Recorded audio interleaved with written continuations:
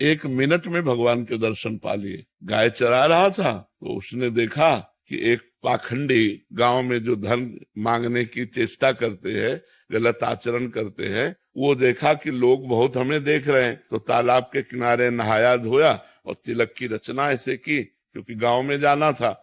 अब देखा बहुत लोग देख रहे हैं तो ऐसे नाक बंद करके, बालक ही था 18-20 वर्ष का चरवाहा, वो नजदीक गया और कहा, महाराज ऐसे क्या करते हो? तो बोले, इससे भगवान के दर्शन होते हैं। अच्छा।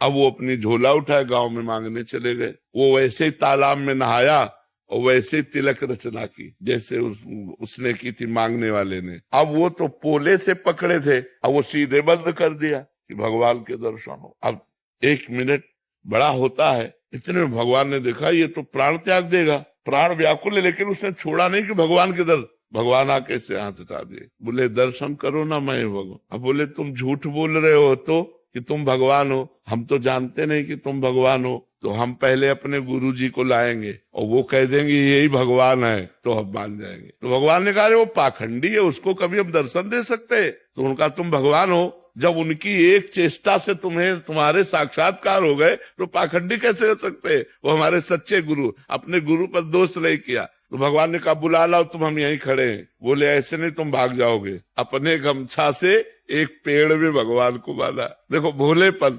अंतर्यामी भगवान को कौन बांध सकता है? वो गए, अब वो मांग रहे थे गांव में, उनका गुरुजी चलो भगवान आए हैं, आप देखो वही भगवान है तुम्हारे वाले।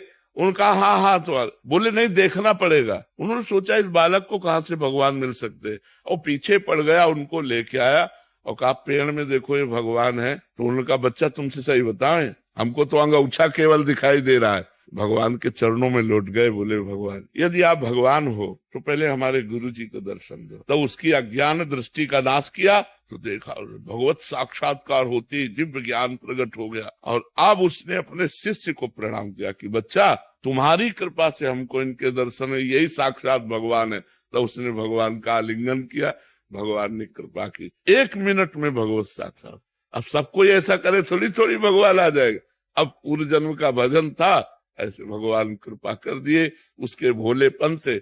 तो कई ऐसे चरित्र आते हैं कि भगवान कृपा कर दें तो किसी से कभी भी मिल सकते हैं, और भगवान अगर कृपा न करें तो फिर जन्म